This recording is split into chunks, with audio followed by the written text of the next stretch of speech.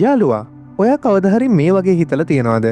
ඇයි සමහරයි විතරක් ජීවිතේ හිතාගන්න බැරි තරම් ඉහලට යන්නේ? ඒ අයට විශේෂ බලයක් තියෙනවාද?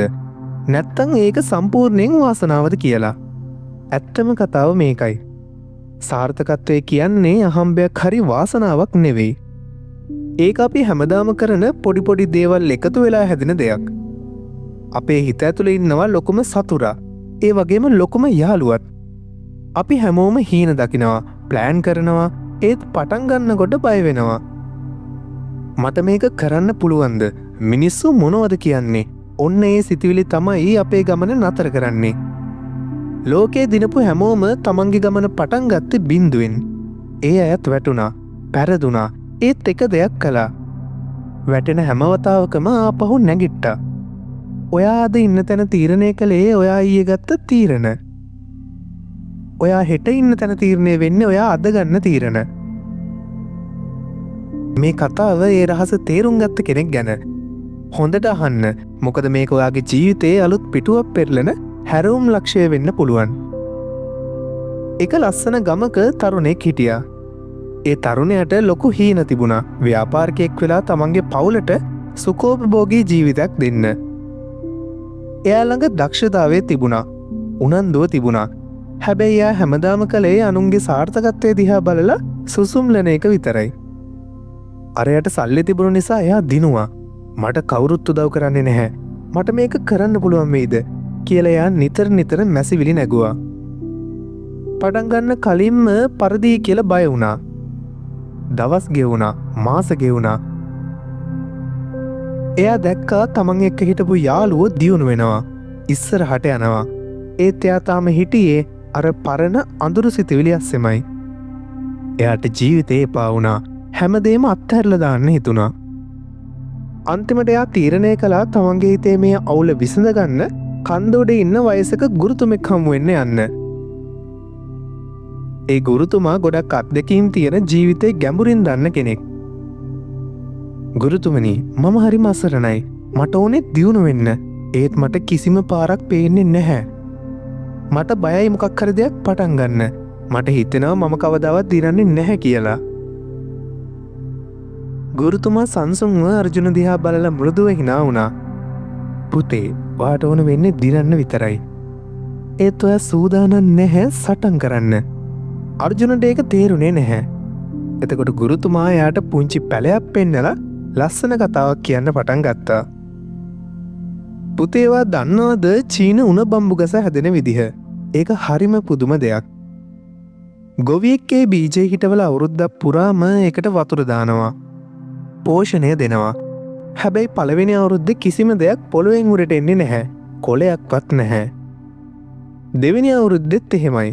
තුන්වෙනි හතරවෙනි අවුරුදුත් එහෙමම ගෙවිලා යනවා. කිසිම දළුවක්, කිසිම කොළයක් පේන්නේ නැහැ. සාමාන්‍ය කෙනෙක් නම් හිතන්නේ මේක මැරිලා වැඩක් නැහැ කියලා උත්සාහය අත්හැරලා යනවා. හැබැයි ගොවියා අත්හැරලා යන්නේ නැහැ. ඔහු දිගටම වතුර දානවා, පෝෂණය දෙනවා. අන්තිමට පස්වෙනි අවුරුද්දේ පුදුමයක් වෙනවා. බීජේ පොළොවෙන් උඩට එනවා. ඊට පස්සේ සති 6ක් ඇතුළත ඒ ගස අඩි 90ක් විතර උසට හැදෙනවා. අඩි 90ක් දැම්මට කියන්න ඒ ගස අඩි 90ක් උසට හැදුනේ සති 6කින්ද නැත්තං අවුරුදු 5කින්ද? තරුණයා නිහඬ වුණා.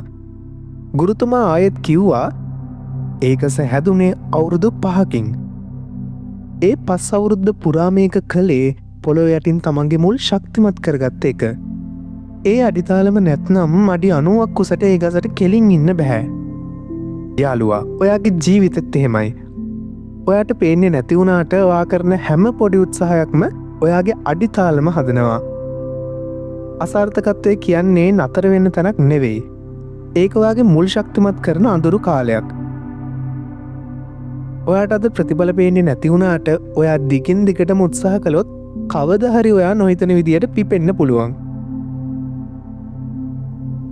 හැබැයි ඔයා වතුර දාන එක නතර කළොත්, උත්සාහය අත්හැරියොත් ඒ බීජ පොළොව යටම මැරලා යයි. තරුණයාට තමන් කරපු වැරද්ද තේරුණා. එයා බලාපොරොත්තු වුණේ ෂණික සාර්ථකත්වයක්. එයා ඒ වෙනුවෙන් වෙහෙසෙන්න බය වුණා. ගුරුතුමාගේ කතාවෙන් පස්සේ තරුණයා ගමට ආවේ අලුත්ම මිනිසෙක් විදියට. එයා තමන්ගේ ව්‍යාපාරය පොඩියට පටන් ගත්තා. මුලදි ලොකු ලාභ ලැබුණේ නැහැ. බාධා ආවා, වැරදි වුණා. හැබැයි එයා අත්හැරියේ නැහැ. එයා දැනගෙන හිටියා එයා දැන් කරන්නේ තමන්ගේ මුල් ශක්තිමත් කරගන්න එක කියලා. අවුරුදු කිහිපයකට පස්සේ තරුණයා නගරේ ඉන්න සාර්ථකම ව්‍යාපාරිකයෙක් බවට පත් වුණා. පවුලටත් හොඳ ජීවිතයක් දුන්නා.